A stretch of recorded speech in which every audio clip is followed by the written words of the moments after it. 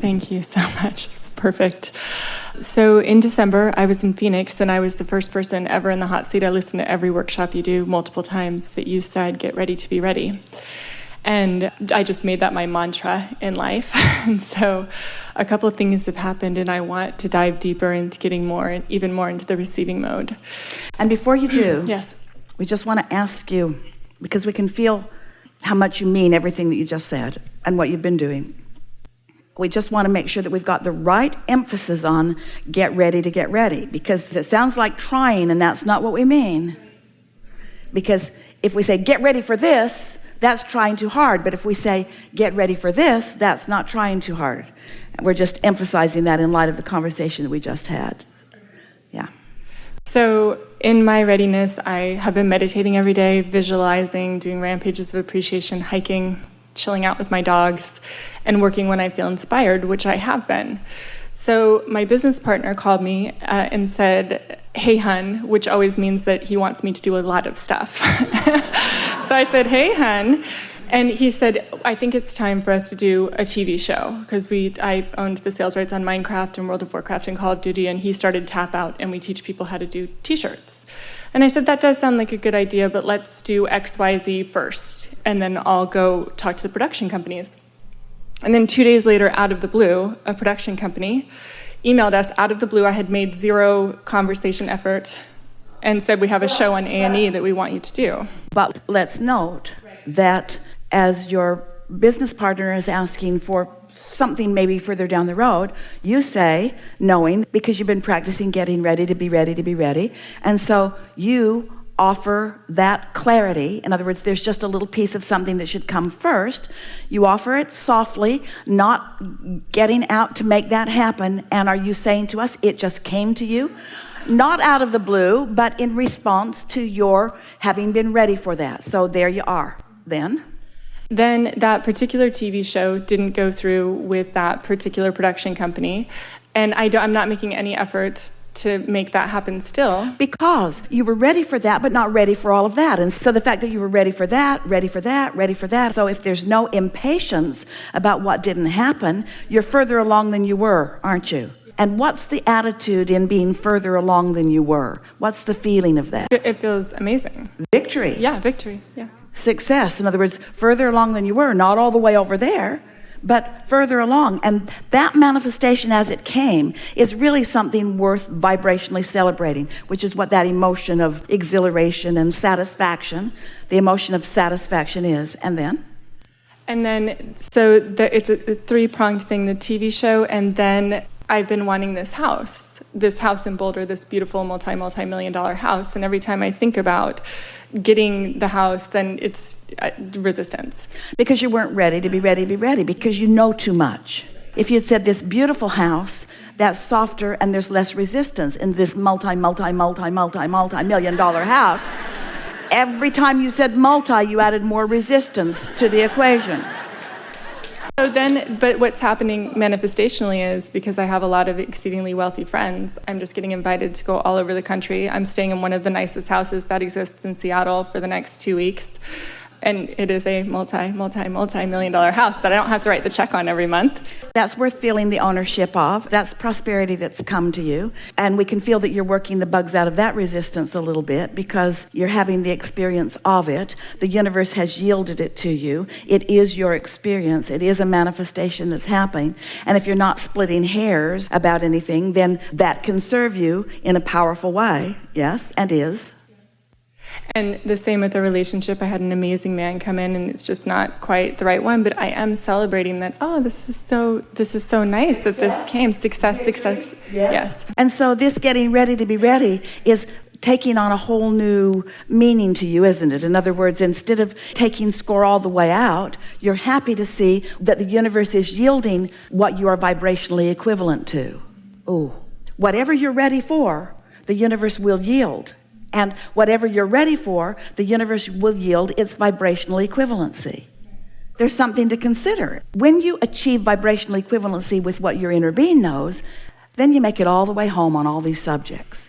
But meanwhile, you're making it as far as your vibrational equivalent, which gives you the emotional awareness of what you're now reaching for, yes?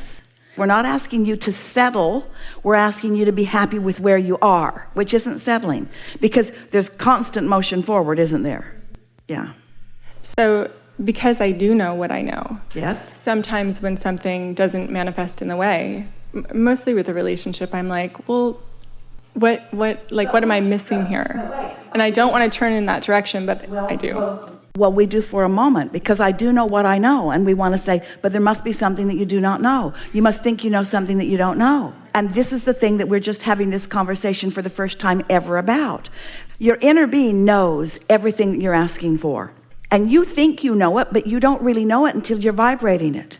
Can you follow that? Until you're really vibrationally equivalent, until you have really allowed the universe to yield it to you in its fullness, you don't really know it.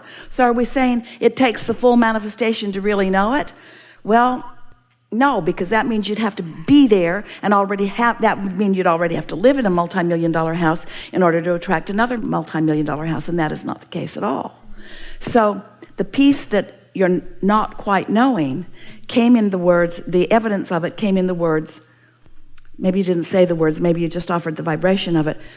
When you're taking score, what has come in the form of a relationship isn't everything that you wanted, and it's that awareness that there are missing pieces that is keeping you vibrationally equivalent to the absence of what you want instead of to the presence of what you want. Are you following us? She's been listening to us for a long while, and this is really leading edge conversation that we're having here. And the thing that we really want you to hear is, again, what we're talking about is being able to divert your attention from what is and put your attention upon what is wanted. And they're sometimes very far apart. In this case, not that far apart. But still, if what is has more of your attention than the vibrational essence of where you're going, then there's not satisfaction. And that's why our friend offered such important conversation. She was receiving the block of thought when she offered it. She said, I'm creating emotionally. I can feel that there's an emotional conversation that I'm having. Can't quite find the words. In fact, couldn't find the words, the essence of it. So what we're saying is, it will be really satisfying when you are all the way there with that partner that you have created. That will be really satisfying. The question is, can it be satisfying now? But that's the part that you said I might be missing something, because as long as you're noticing that there's something missing, then it's not satisfying now. And that's the thing that trips you all up about so many things, is that you're so accustomed to being satisfied when you get the whole enchilada that you don't allow it to keep evolving as it would if you could just cool your jets and be happy with it as far as it's come along the way. And you said some of that. You said, and then out of the blue, I didn't even ask for a production company, and then someone called me and there they were. What are you going to take away from that? Are you taking away the satisfaction of you merely had to say the words and there it was? Or you merely had to say the words and they came but then it went away? Where are you leaving that emotionally? So with the production company, it's quite easy. I'm like, oh, this is a total win. Obviously, people want to watch this. Quite easy, because there's not so much invested, because you don't have beliefs that are working against you. That's like blue glass and feathers and butterflies. It's easy to have that free-flowing thought about that, and harder relative to the other, but it's still the same thing. Yeah. So I have two questions about that. How do I get from there to there? Like, how do I turn my attention away from something that I want so much? And I've softened it so much over the years. To the other, but it's still the same thing.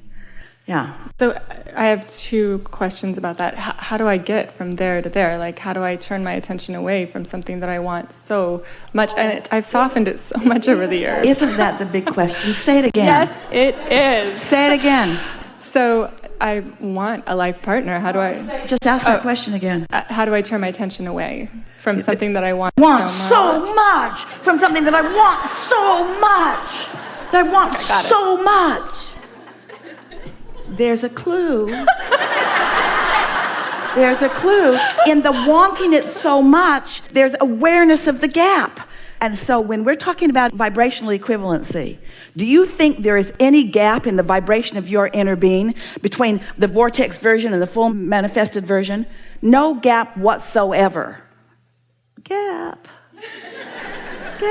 And it's natural that there would be, because your humanness is sticking out like a sore thumb. In other words, everybody's doing it, but this is what you're reaching for. You've got to feel the certainty of it, not the trepidation of it, not the tentativeness of it.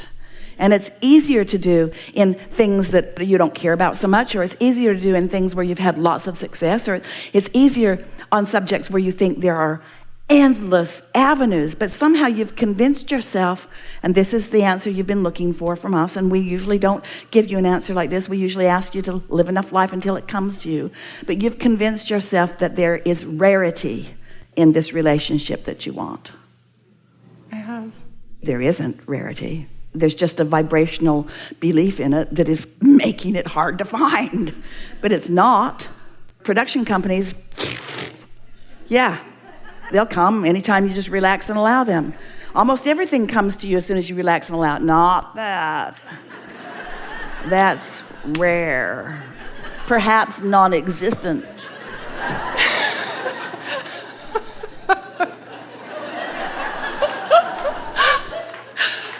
Okay. I do have one other question. Well, that's an important discussion to have. So how do you work your way out of that? You don't work your way out of that. You have to let the universe prove to you the existence of something you don't believe in. You have to let the universe prove to you the existence of something you don't believe in. You can't. The universe cannot prove to you the existence of something that you don't believe in. It can't happen. It can't happen because those two competing forces are going on within you. So you either have to distract yourself and stay off that subject altogether, or you have to soften that. But that's the thing. You see, you've thought so much about it. That's why these two conversations were important to have together. You've thought so much about it. This is that effort factor that we're wanting you all to kind of water down a little bit and try a little less hard and expect a little more. Yeah. So sometimes, because I have been listening to you for years and years, and I have wanted a relationship for years and years, so then it doubts my ability to actually create it. So how do I move through that? By hearing these words that you've heard us say so many times. What is doesn't mean diddly squat, and neither does what has been. But if what is occupies enough of your attention that you keep perpetuating it, then it keeps changing to more of the same. Things are always changing to more of the same. So our friend asked it at the first question today, how do you change a belief when reality is proving your belief wrong or your belief right? How do you change a belief when what you believe keeps showing itself to you? Well, you've got to accept something beyond the physical reality. That's why we are so smug about what we bring to the party. And almost everyone stands there. What is so easy to believe because there are so many facts swirling all around it. What is so easy to believe. And we say, yeah, but there's something else that you could believe in, a vortex. And you say what? A vortex? What's that? Well, that's a vibrational version. Well, I've never thought about that before. Well, it's time that you start thinking about it. Well, okay, I'll think about the vortex version. Where is it? And we say, over there. And you say, I can't see it. We say, therein lies your problem. I can't see it, and I can't hear it, and I can't smell it, and I can't taste it, and I can't touch it. This I can. So it's a lot easier to believe in what is than in what isn't. And we say, that's the thing that we want you to understand. Don't say that the vibrational version is that which isn't. Because it is. But emotions are going to take you to it. You've got to feel your way to it. You have to feel it and trust it. You have to know it. You have to be satisfied with the feeling of it and not need the full-blown manifestation, which you're getting really, really good at as you're getting ready to be ready to be ready to be ready. So it's like saying, all right, well, I'm willing to wait for a lot of things, just not that. I've waited too long. I'm tired of waiting for that. I don't want to wait for that anymore. And we say, then you can't get there. Not only do you have to wait, you got to be satisfied while you wait. Oh, Abraham, now you've gone way too far. The other day, Esther was with someone. They were doing something. And the people they were doing it with were so not good at what they were doing. And the woman kept saying to them, thank you for your patience. And finally Esther said, you must be talking about somebody else. We are not patient. Finally Esther said, give me a break. You guys need to get your act together. Do you know how much time has been, well, Clearly, they weren't ready to be ready to be ready to be ready, and Esther wanted to give them all the responsibility for it. But she was not feeling patience, and when you're not feeling patience, it couldn't get better. The reality was that they were inept, and their computer systems were too.